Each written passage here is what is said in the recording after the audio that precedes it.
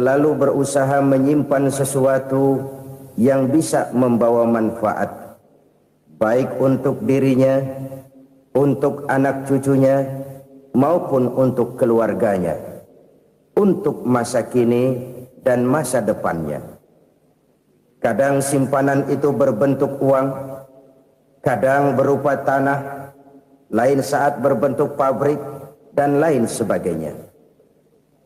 Sementara masa depan yang paling pasti adalah akhirat.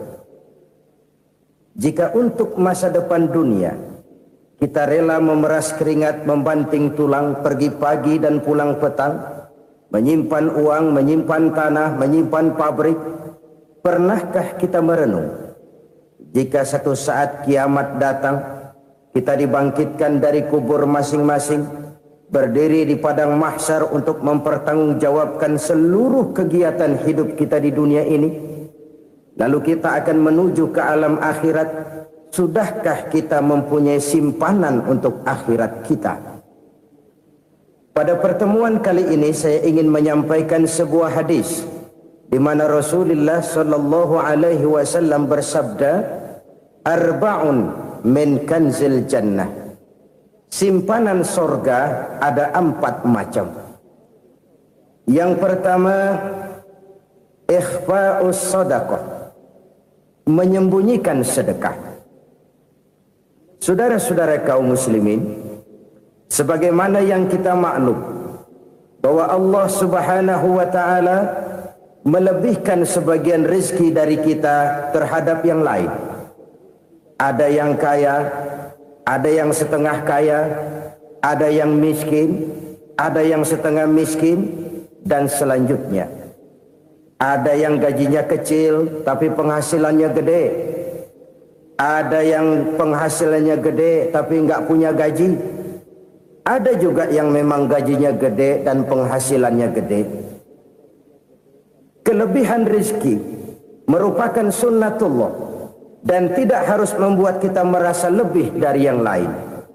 Bahkan sebaliknya, kelebihan itu harus membuat kita ringan tangan untuk menolong mereka yang memang memerlukan pertolongan. Kalau saudara diberikan ilmu, maka pertanyaan akhirat cuma satu: ilmumu kau amalkan untuk apa?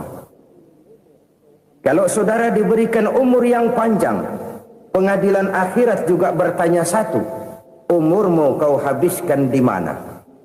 Tapi kalau saudara diberikan harta, pengadilan akhirat akan bertanya 2: hartamu kau dapat dari mana? Kau belanjakan kemana?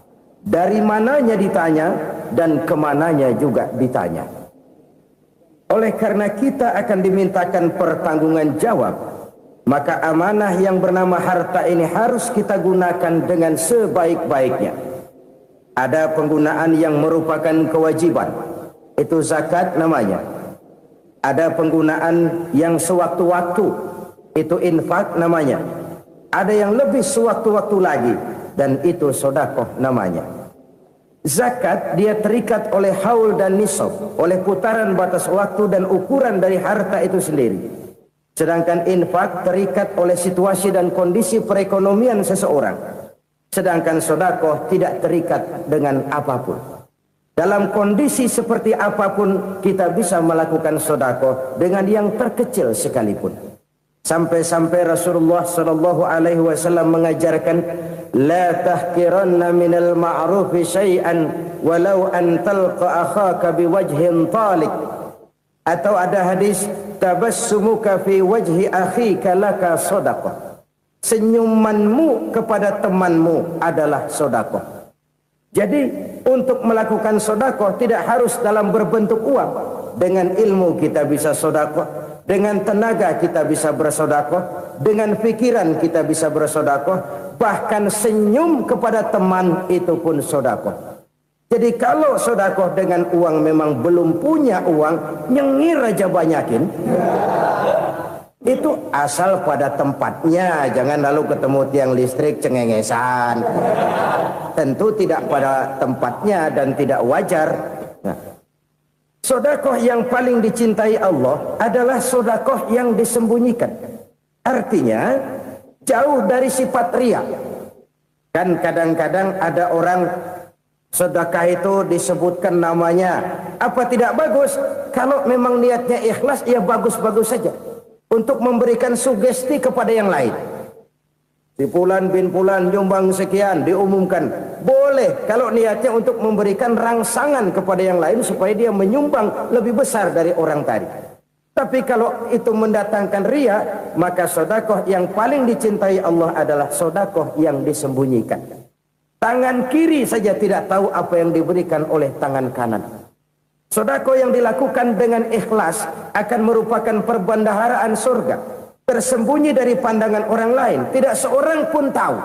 Karena memang sikap yang baik adalah melupakan kebaikan dan mengingat kesalahan. Itu salah satu ciri orang bahagia.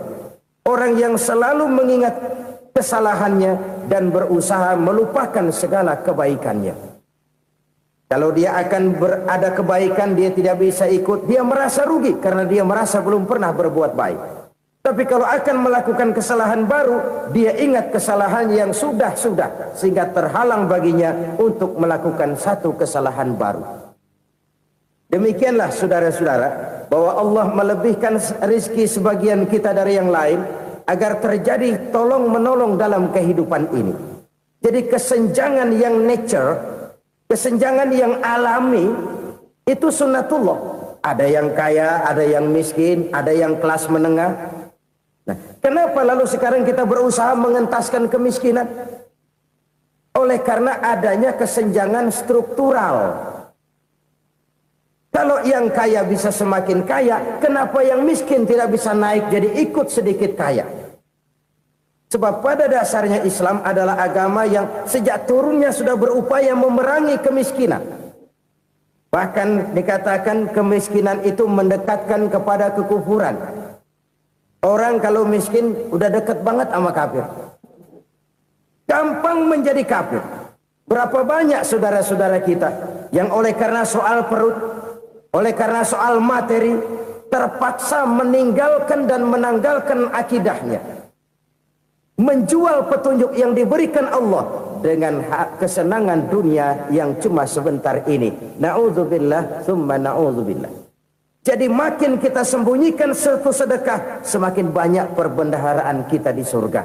Sedekah yang paling dicintai Allah adalah sedekah yang disembunyikan. Malahan ada seorang sufi, dia punya kebiasaan kalau pergi sholat Jumat dia bawa uang, itu uang dia taruh di bawah tikar masjid. Dia niat sedekah kepada siapa saja yang nemuin itu duit. Maksudnya apa? Supaya yang nemuin nggak tahu siapa yang punya duit. Demikian dia saking ingin menyembunyikan sedekahnya. Karena sifat riya itu bisa memakan amal kita sendiri. Riya itu termasuk menyebut-nyebut kebaikan kita. Orang yang suka nepuk dada, sedikit-sedikit ngitungnya kalau nggak gua. Tuh kalau nggak gua tuh. Tuh yang belas itu kalau nggak gua, kalau nggak gua. Iya kalau nggak lu kenapa emang? Orang yang suka menepuk jasa. Tuh biasanya memang begitu saudara-saudara. Kalau perang lagi berkecamuk, orang nggak sempat ngaku jadi pahlawan. Tapi begitu perang selesai, yang kagak kenal bedil ngaku pahlawan, mas. Itu sesuatu yang biasa. Oleh karenanya, orang-orang yang ikhlas dalam bersedekah, disembunyikannya sedekah itu, Allah cinta betul. Malahan ada hadis memberikan jaminan, inna sedaqatal mar'il muslimi tazidu fil umri wa tadfa'u mitatas su'i. Sesungguhnya sedekahnya seorang mukmin tazidu fil umri, bisa menambah umur panjang. Wa tadfa'u mitatas su'i, dan menyelamatkan manusia dari mati secara su'ul khatimah. Jadi siapa yang kepengen panjang umur, banyaklah sedekah. Yang bosan hidup, pelit terus. Sedekah menambah panjang umur dan menyelamatkan manusia dari mati secara su'ul khatimah. Pak, katanya umur itu nggak bisa ditambah, nggak bisa dikurangin. Kapan? Kalau ajal sudah datang. Fa idza jaa ajaluhum la yastakhiruna sa'atan wa la yastaqdimun. Kalau ajal datang tidak bisa dimajukan, tidak bisa dimundurkan. Itu kalau ajal sudah datang. Tidak bisa lagi umur ditambah dikurangi, sudah datang. Tapi kalau belum datang, itu kan haknya Allah. Mau ditambah, mau dikurangi, hak prerogatif Allah. Sebagai pencipta manusia, Allah maha kuasa dan maha mampu. Sedekah ini menambah panjang umur dan menyelamatkan manusia dari mati secara su'ul khatimah. Itu orang mati kan sama ya, kondisinya mati, nggak nafas. Tapi hakikat mati kan lain-lain. Ada yang mati itu husnul khatimah, baik akhirnya. Misalnya lagi ngaji mati, lagi sholat mati, lagi sedekah mati. Ini yang dinamakan dengan husnul khatimah, baik di akhirnya. Sebaliknya ada yang su'ul khatimah, jelek di akhirnya. Ini yang jadi catatan akhir. Lagi nyekek botol, mampus. Lagi banting kartu, modar. Su'ul khatimah, jelek pada akhirnya. Sedekah menyelamatkan manusia dari mati secara su'ul khatimah. Dan kita semua kepengen mendapat husnul khatimah, jauh dari su'ul khatimah. Oleh sebab itu yang bisa menyelamatkan kita dari penyakit itu antara lain adalah sedekah yang disembunyikan. Yang dikerjakan dengan ikhlas karena Allah. Tidak karena kepengen dipuji orang, tidak karena ingin dikatakan orang pemurah, sebab orang dermawan itu orang yang memberi tanpa harus diminta. Kalau masih harus diminta, ya belum dermawan namanya, masih harus diminta. Kalau nggak diminta ya tulus, lolos, polos. Saudara-saudara kaum muslimin rahimakumullah. Harta adalah amanat dan akan kita pertanggungjawabkan. Allah melebihkan rizki sebagian kita dari yang lain agar kita saling tolong menolong, bantu membantu. Nabi janjikan siapa yang meringankan beban saudaranya muslim di dunia, Allah akan meringankan bebannya di akhirat nanti.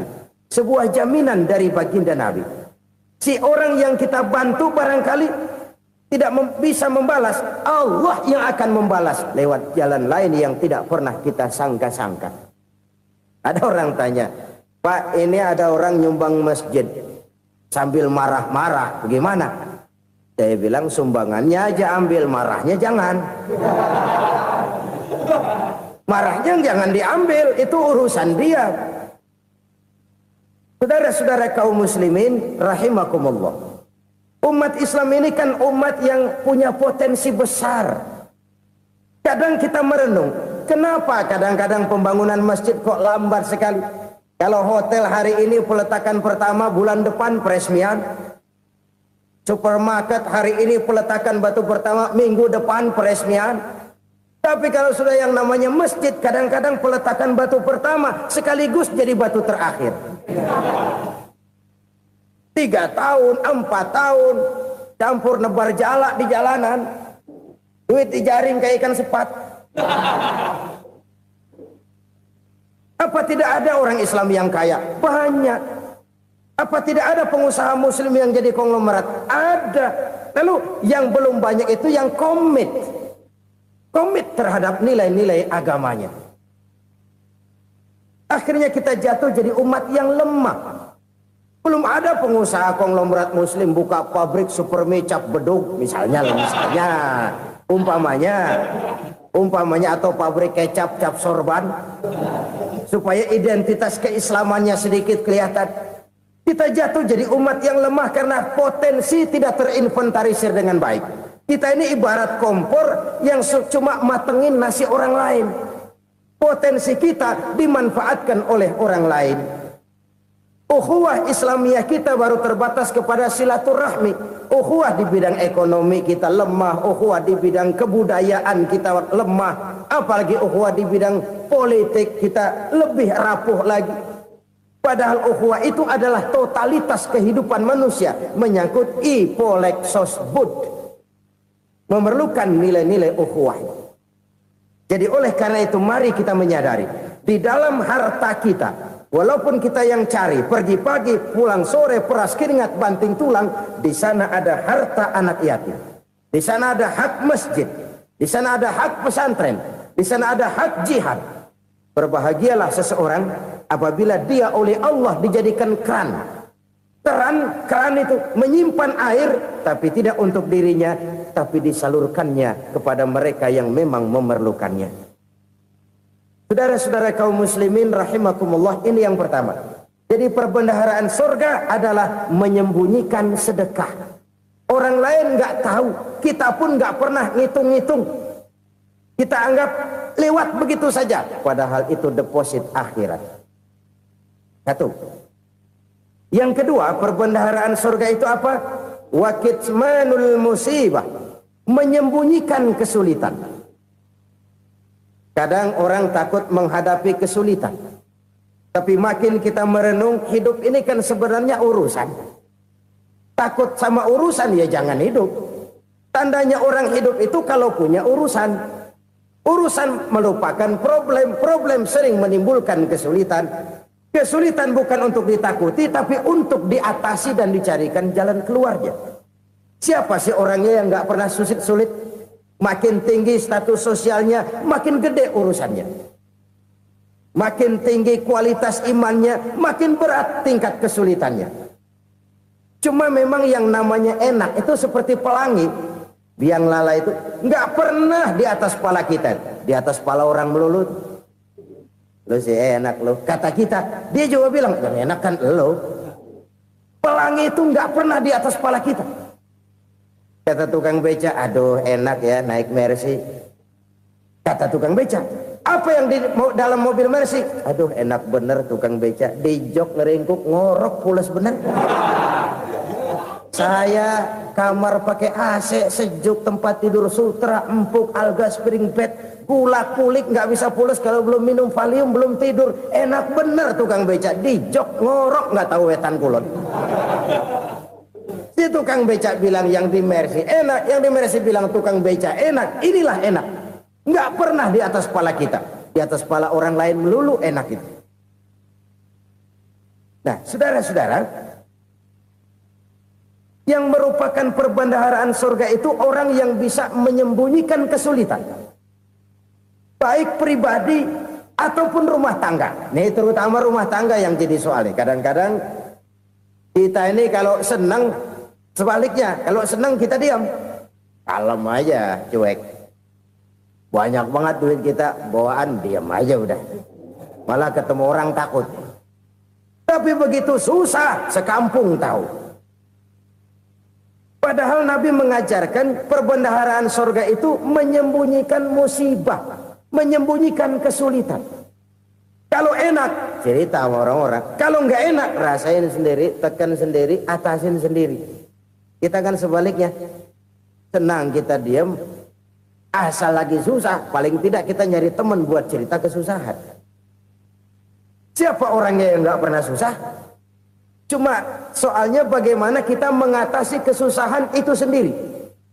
Begitu juga misalnya kalau orang sudah berumah tangga, itu orang tuanya harus menjadi tempat dia cerita yang enak-enak saja. Yang nggak enak rasain berdua, selesaikan berdua, atasin berdua. Jangan dibalik. Asal senang diam, giliran susah saja. Maknya laporan. Terbalik. Bisa menjaga security informasi. Maka nama bayam keluar diam, malah seluitan. Enak amat lo makan daging ayam. Security informasi. Saudara-saudara kaum muslimin rahimakumullah. Ujian yang terberat itu yang pernah diberikan kepada para nabi, para rasul, para aulia, para ulama. Makin tinggi keimanan, makin berat bentuk kesulitan. Ayo saya kemukakan satu contoh saja. Ada seorang nabi yang kaya, nabi kaya, namanya Nabi Ayub. Iblis kalau orang begini kan keki, ibadahnya rajin, kaya. Nih yang kayak begini susah digodain. Kalau ibadahnya rajin, miskin, kali bisa disogok. Sini imannya mantap, ibadahnya rajin, kaya, nabi lagi. Oh, tapi namanya iblis nggak kurang akal. Laporan, Tuhan, kenapa Les? Ya ini bahasa saya, bahasa Qurannya sih nggak gitu. Itu hambamu yang namanya Ayub, dia rajin ibadah cuma karena dikasih kaya aja. Coba kasih miskin dia, berhenti dia sembahyang. Ah, kamu bisa aja. Saya tahu Ayub itu hambaku yang ikhlas. Saya buktiin Tuhan, silahkan. Dibuktiinlah, iblis turun ke alam ini. Yang mula-mula dia lakukan, dia rusak sawah ladang Nabi Ayub. Dia binasakan binatang ternak Nabi Ayub. Sehingga dalam waktu singkat, jatuhlah Nabi Ayub dari orang paling kaya jadi orang paling miskin. Beliau masih ibadah di mihrab dalam masjid. Datang iblis. Saudara Ayub, ya. Lagi ngapain? Ibadah. Nyembah Allah, nyembah Allah. Oh, percuma. Kenapa? Tuhan yang ente sembah nih, dia udah bikin miskin ente. Sawah ladang ente hancur lebur, binatang ternak binasa. Sekarang ente jadi orang paling miskin. Ngapain nyembah Tuhan kayak begitu? Tekor. Udah berhenti dah ibadah, berhenti ibadah. Ini iblis sama Tuhan laporannya lain, yang dikerjakan kepada Nabi Ayub juga lain. Benar begitu iblis kata Nabi Ayub? Iya, sawah ladang saya habis, buras. Binatang ternak saya binasa, binasa. Saya miskin, bangpak. Apa jawab Nabi Ayub? Bukan innalillahi, ini hebat. Alhamdulillahillazi a'tani wa akhza minni. Segala puji bagi Allah yang telah memberikan harta kepada saya dan sekarang mengambilnya lagi. Alhamdulillah. Allah yang ngasih, Allah yang ambil. Itu mah urusan Allah. Iblis cuman ibadah jalan terus, sujud lagi Nabi Ayub. Iblis seleher gondok banget.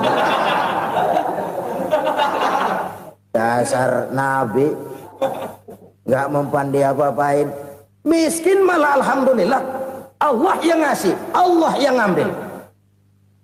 Jadi kalau kita tidak komit, kita tidak terikat kepada kaya, miskin, senang, susah, apa yang bisa bikin kita susah? Jadikan kekayaan, kemiskinan, jadikan senang, susah sebagai anak buah yang bisa kita atur. Jangan kekayaan ngatur kita, jangan kemiskinan ngatur kita. Kita yang harus mengatur mereka. Senang, susah, kaya, miskin, bahagia, sengsara, jadikan itu anak buah yang bisa kita atur. Kalau sekarang kita kaya, lain saat boleh jadi kita miskin, semiskin-miskinnya. Allah yang ngasih, Allah yang ngambil. Tenaga mana yang bisa menghalangi? Ibadah jalan terus. Iblis makin gondok. Dasar Nabi loh. Akhirnya apa? Nabi Ayub dikerjain, diberikan penyakit. Demikian fatal penyakitnya.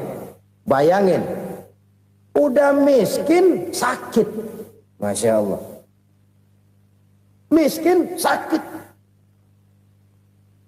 Sakitnya nggak lama, kira-kira 16 tahun.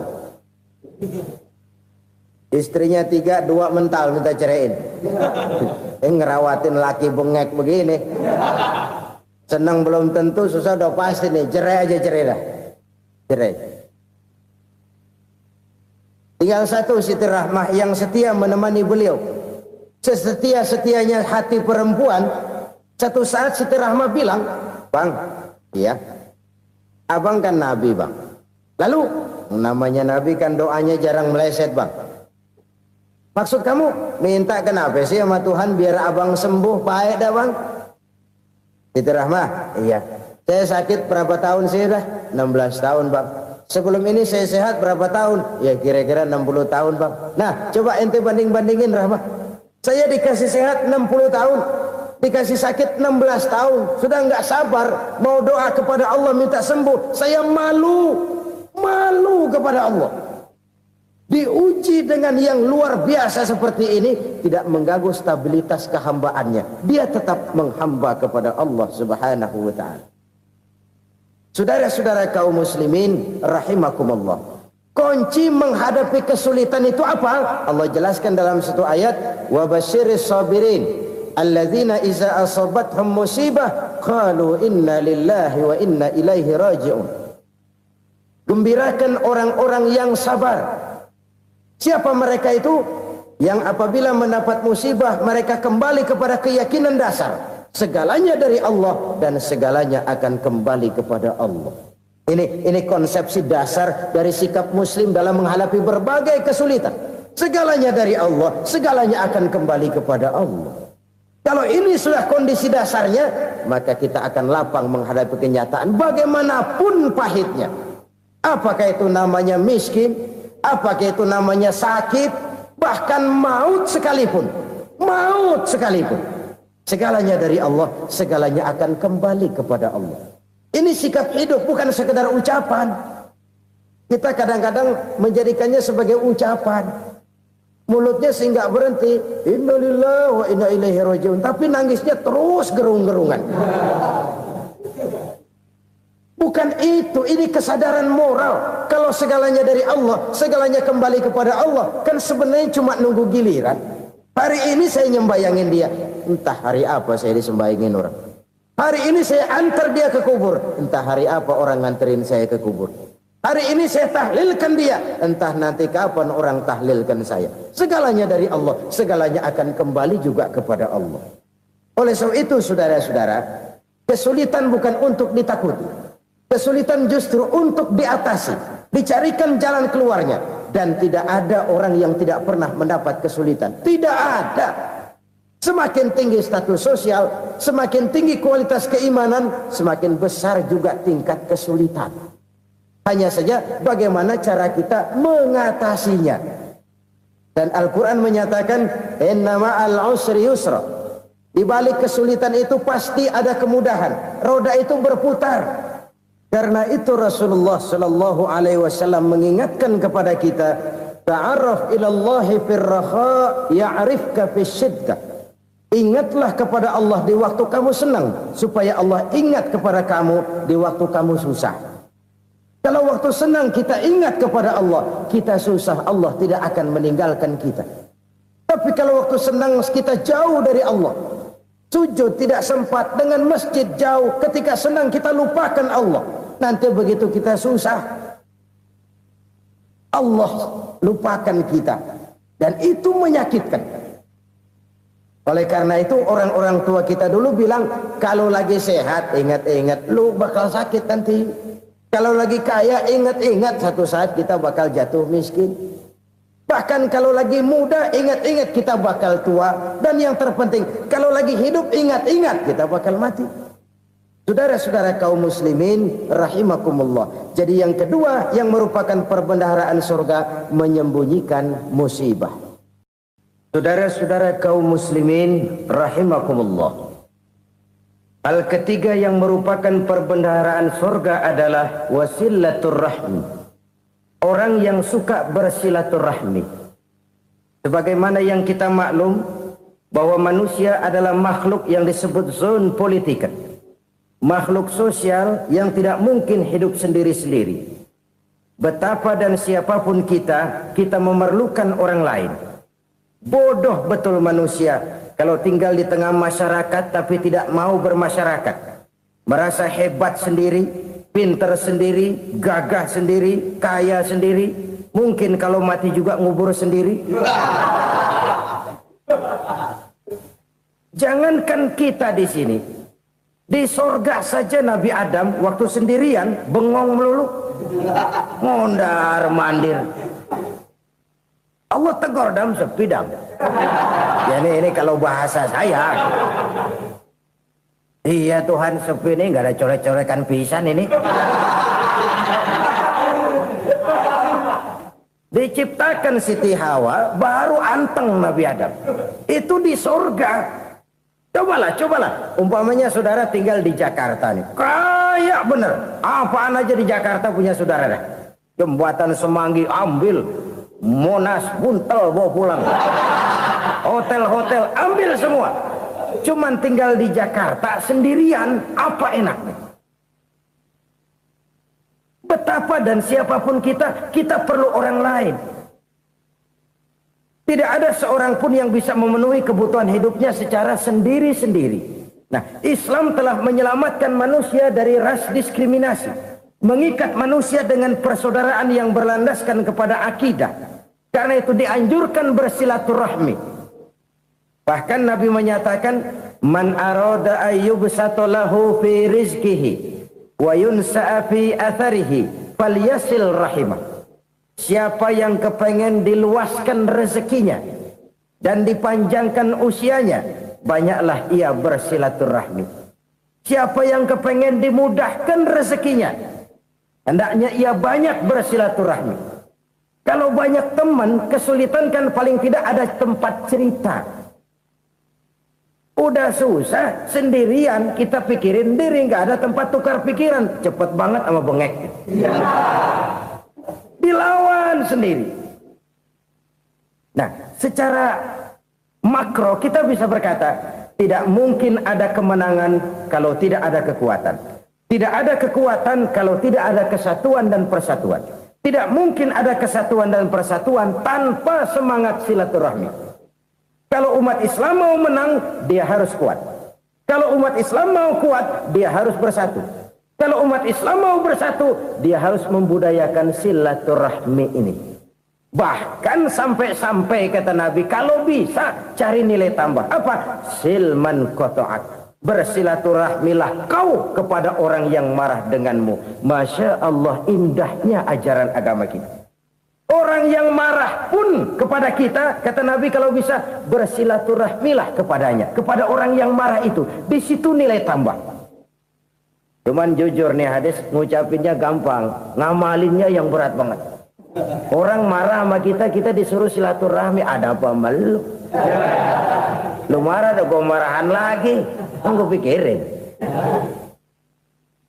Saudara-saudara kaum muslimin rahimakumullah. Tapi ini yang diajarkan, bahkan ini yang dicontohkan oleh baginda Rasul.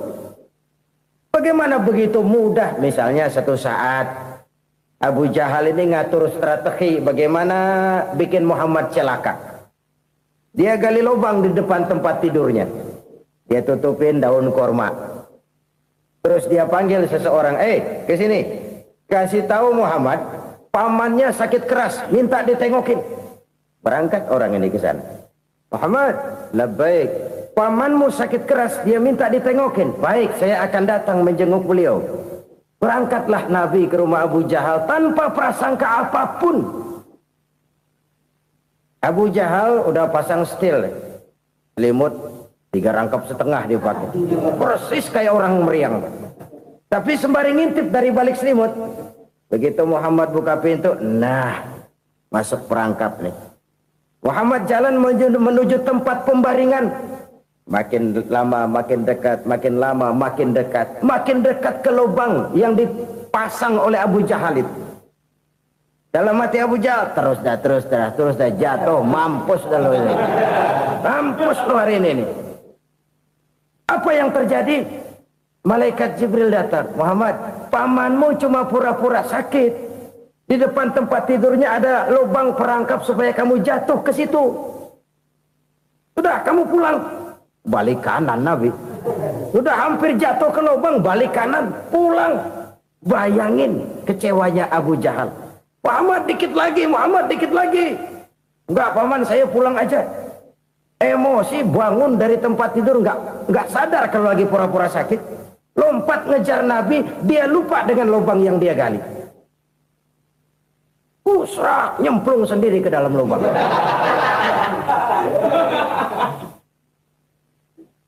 Nabi terus berlalu.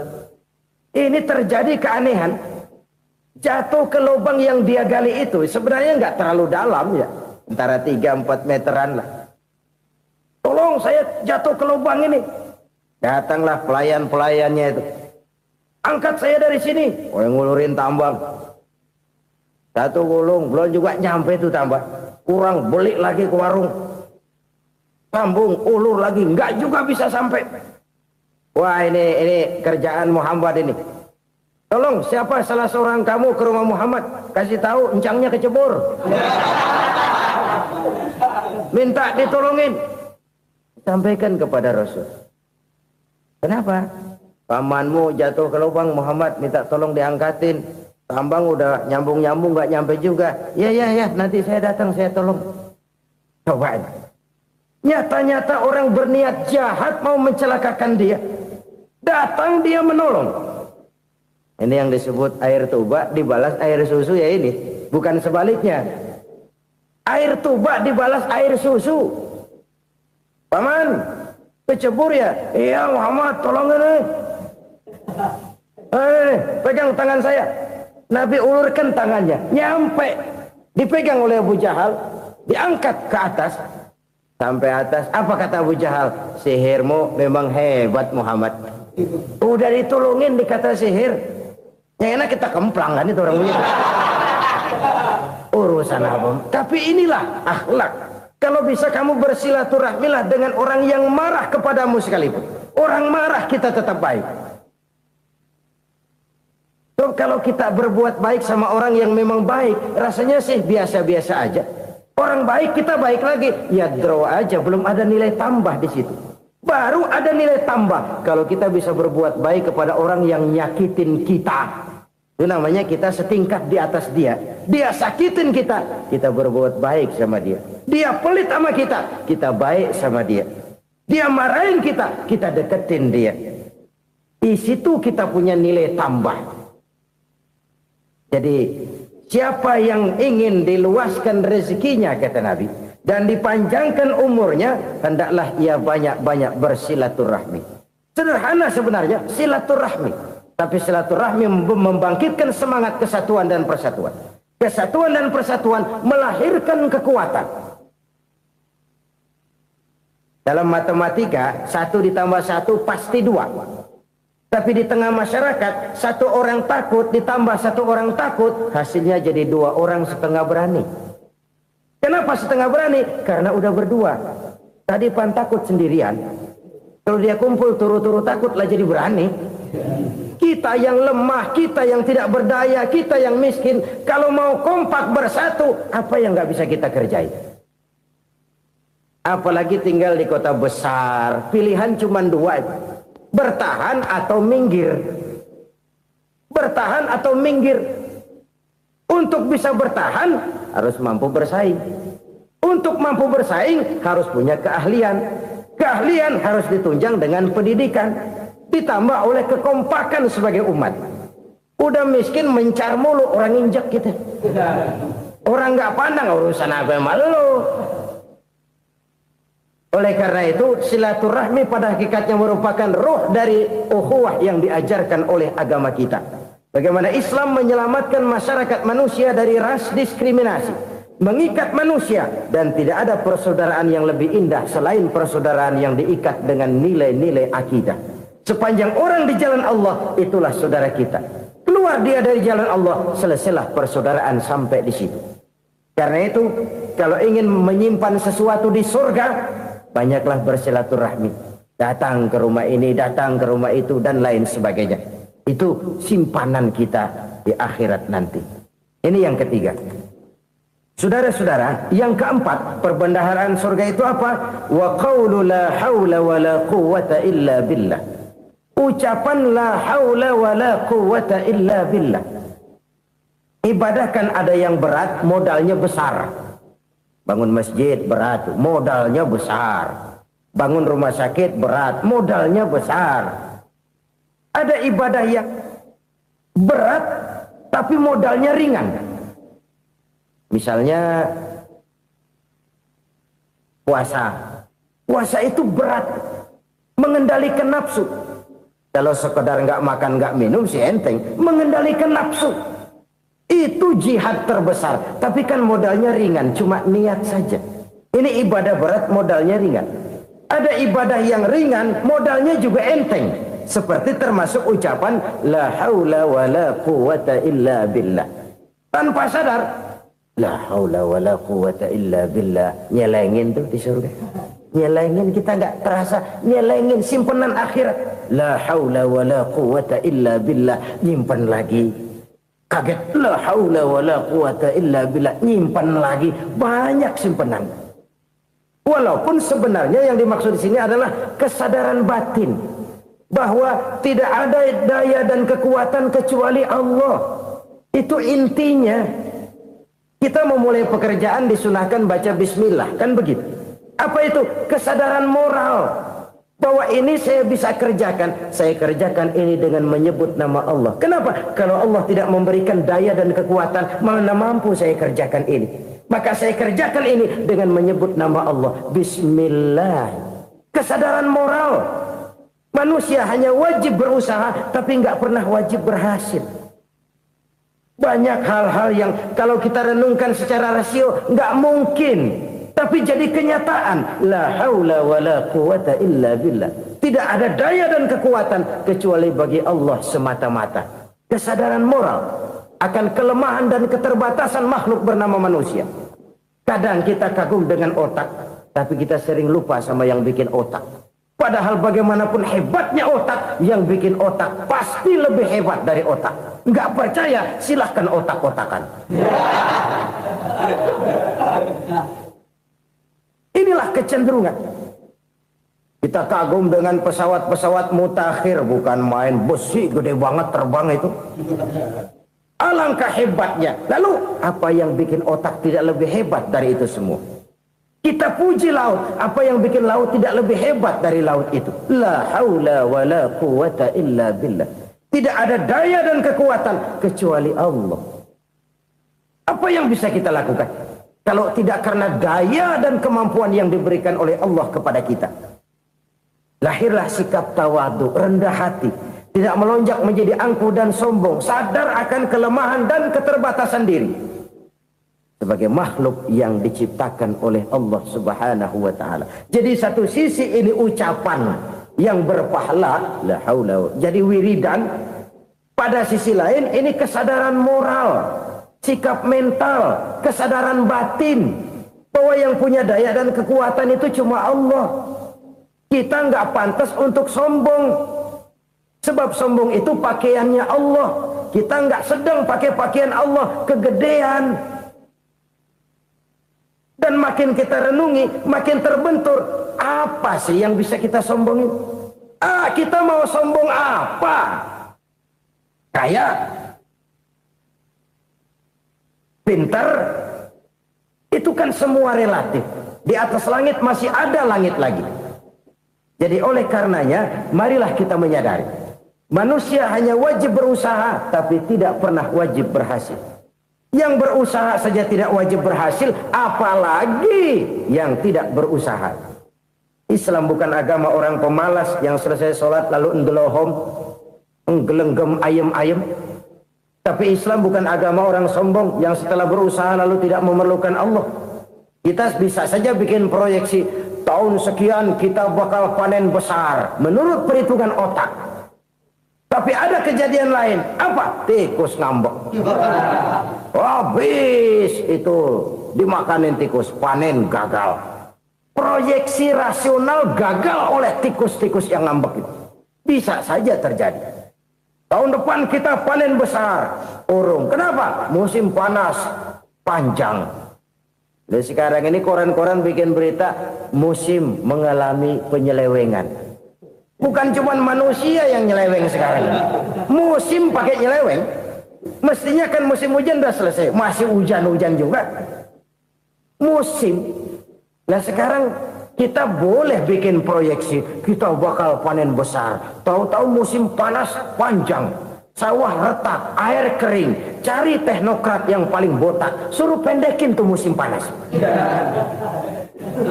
La haula wa la quwata illa billah. Inilah kesadaran moral. Saudara, saya teringat satu saat ada seorang konglomerat. Umurnya ya kira-kira 70-an. Satu saat dia ditanya oleh wartawan, "Pak, umur Bapak berapa sih?" "Ya paling 10 tahun." 10 tahun? 10 tahun? Anak Bapak berapa orang? Satu. Satu saja? Satu. Harta Bapak berapa? Ya paling-paling bangsa 7 juta kali. 7 juta? Iya. Pak, kenapa Bapak bohongi saya? Bapak punya buku biografi. Koran-koran, majalah-majalah banyak memuat cerita riwayat hidup Bapak. Saya tahu umur Bapak 70. Kenapa bilang cuma 7 tahun? Saya tahu anak Bapak 8. Kenapa cuma bilang 1? Saya tahu harta bapak miliaran, mungkin triliunan, pabrik di mana-mana, bank di mana-mana. Kenapa bilang uang bapak cuma 7 juta? Nah, kata si konglomerat tadi, kamu benar nak, kamu benar. Umur saya kalau jumlahnya memang 70 nak.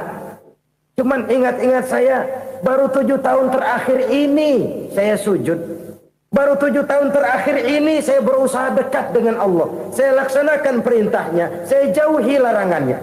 7 tahun inilah rasanya yang ada nilainya di hadapan Allah. Yang 63 tahun matong, kelabu, kelem umur gue. Habis untuk maksiat, untuk munkarat. Maka ketika ditanya tadi, umur saya 7 tahun itu. Oh begitu Pak. Oh iya. Lalu anak Pak. Anak bapak kan 8. Kenapa bilang cuma 1? Nah, kalau jumlah hitungannya memang anak saya 8. Tapi dari 8 orang ini rasanya cuma 1 nih. Yang bakal jadi buah hati, belahan jantung. Pelanjut cerita, penerus sejarah. Bakal jadi anak soleh yang akan mendoakan saya. Cuma 1 rasanya anak saya ini yang bakal jadi buah hati saya. Besar-besaran saya. Yang akan mendoakan di kubur saya. Yang akan mendoakan di akhirat saya. Yang 7 orang mana? Masya Allah, yang satu tenggeng, yang satu nyekek botol ngolo, yang satu nggak karu-karuan. Makanya saya bilang 1 anak saya yang akan bisa mendoakan saya. Oh begitu Pak. Iya. Nah harta Pak, harta bapak kan triliunan. Pabrik bapak di mana-mana. Uang bapak hampir di tiap bank-bank besar. Kenapa bilang cuma 7 juta? Betul kau nak. Harta saya kalau jumlahnya memang miliaran, triliunan mungkin. Tapi yang saya ingat baru 7 juta tuh yang saya belanjakan di jalan Allah. Saya nyumbang masjid, saya santuni yatim piatu, saya bantu pembangunan pesantren, saya bantu pembangunan rumah sakit Islam. Itu yang akan saya bawa pulang ke akhirat, yang 7 juta itu. Yang triliunan itu nanti akan diperebutkan oleh anak-anak saya sebagai waris saya. Jadi harta saya 7 juta itu yang bakal nemenin saya di akhirat. Yang akan saya bawa pulang jadi teman saya. Saudara-saudara kaum muslimin, jangan-jangan orang tua itu adalah kita-kita ini. Jangan-jangan kita-kita ini adalah orang tua itu. Jangan-jangan itu potret dari diri kita masing-masing. Dari sekian umur yang diberikan Allah, berapa tahun yang ada nilainya di hadapan Allah? Dari sekian anak-anak yang merupakan amanah, berapa yang akan mendoakan kita sebagai orang tuanya menjadi anak soleh? Dari sekian banyak harta yang diberikan Allah, berapa yang akan kita bawa pulang menghadapnya nanti, yang kita belanjakan di jalan Allah? Ini sebuah potret kehidupan. Karena itu kita kembali kepada la haula wa la quwwata illa billah. Kita wajib berusaha, kita wajib berikhtiar. Selebihnya, segala daya dan kekuatan hanya milik Allah saja semata-mata. Satu kesadaran batin dari setiap pribadi muslim. Setelah ia berusaha dan berikhtiar, ia menyerahkannya kepada Allah Subhanahu wa ta'ala. Jadi, satu sisi ini merupakan wiridan ucapan yang mengandung pahala. Pada sisi lain, ini merupakan sikap batin dari seorang muslim di dalam ia menghadapi realitas kehidupan ini.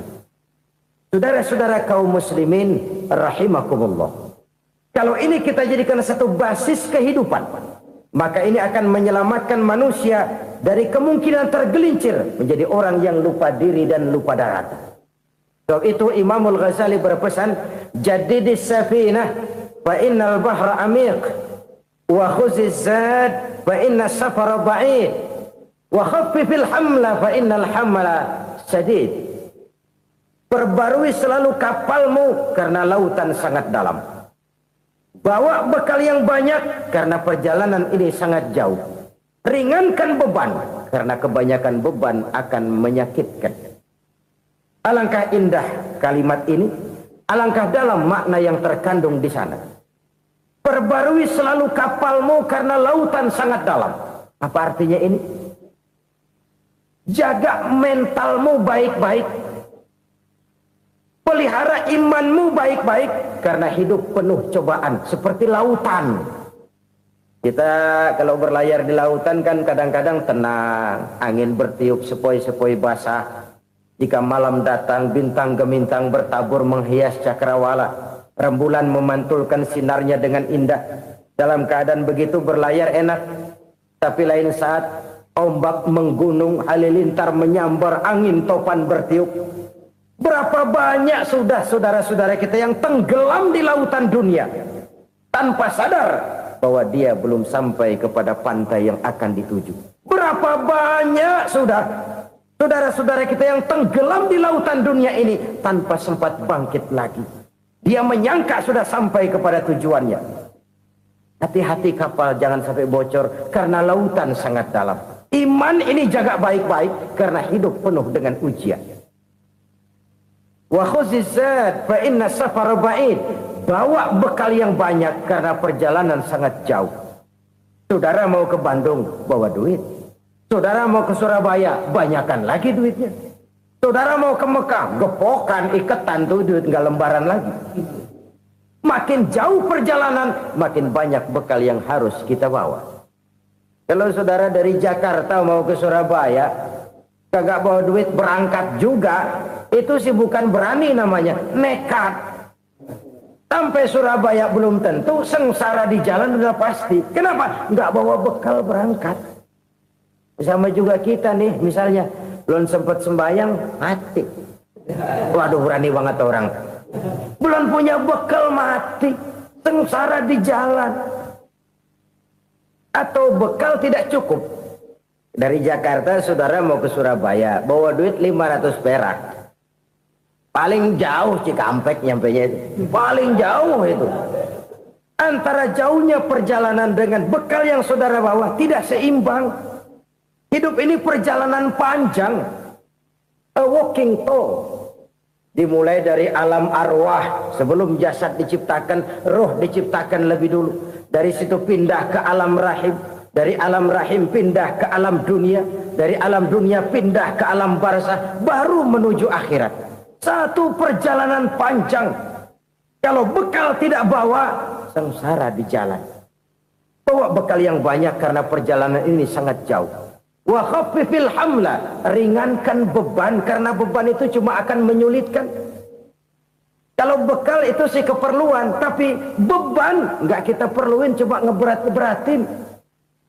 Apa ini beban? Dosa, kecurangan, kebatilan, kezoliman, ketidakadilan, kesewenang-wenangan. Itu akan jadi beban kita di akhirat.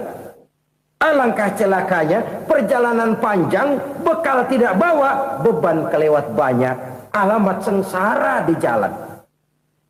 Pahala tidak ada, dosa berlipat ganda. Na'udzubillah, summa na'udzubillah. Kalau kita rangkum nasihat Al-Ghazali dengan kisah si konglomerat tadi, kita akan mengambil kesimpulan. Pertama, bekal terbaik dalam menghadapi gejolak kehidupan ini tidak lain adalah iman. Yang kedua, pahala dan dosa. Dua hal kontroversial. Pahala adalah bekal, dosa adalah beban. Tapi kita sekarang kan tidak begitu terangsang kepada yang abstrak. Orang berlomba mencari yang konkret-konkret saja. Yang real. Kalau emang dosa, benjol dong. Kira-kira begitu. Kira-kira begitu. Persis orang Yahudi dulu. Orang Yahudi itu kan pernah minta kepada Nabi Musa. Ya Musa lan nu'mina laka hatta narallaha jahrah. Musa, kami nggak bakal mau beriman kepada Allah kalau belum kami lihat Allah ada nongkrong di depan kami. Kalau memang Tuhan ada, taruh dong di depan kami. Mau yang konkret-konkret saja. Kalau emang dosa, benjol dong.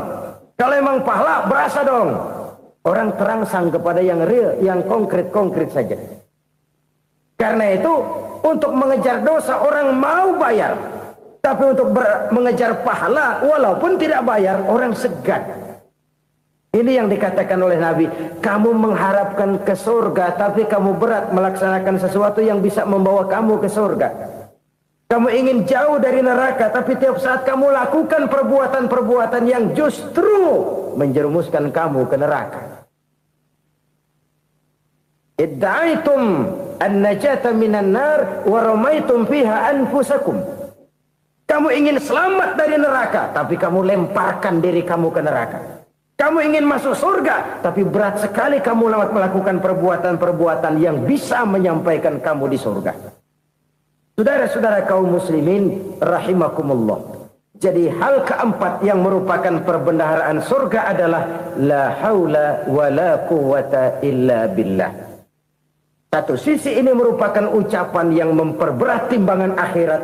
Pada sisi lain ini merupakan sikap hidup seorang muslim. Kesadaran batin yang sangat dalam bahwa tidak ada daya dan kekuatan kecuali Allah. Dan itu kita simbolkan pada saat memulai pekerjaan dengan Bismillah, dengan menyebut nama Allah. Satu kesadaran moral, saya hanya bisa melakukan ini karena diberikan daya dan kekuatan oleh Allah. Lahirlah sikap tawadu, rendah hati, tidak melonjak menjadi angkuh dan sombong. Saudara-saudara, sampai sini dulu jumpa kita kali ini. Semoga 4 perbendaharaan surga ini dapat kita lakukan, yang kelak akan merupakan bekal kita di kemudian hari nanti. Amin ya rabbal alamin. Terima kasih atas segala perhatian, mohon maaf atas segala kekurangan. Usikum wa iyaya bitaqwallah. Wassalamu alaikum warahmatullahi wabarakatuh. Waalaikumsalam.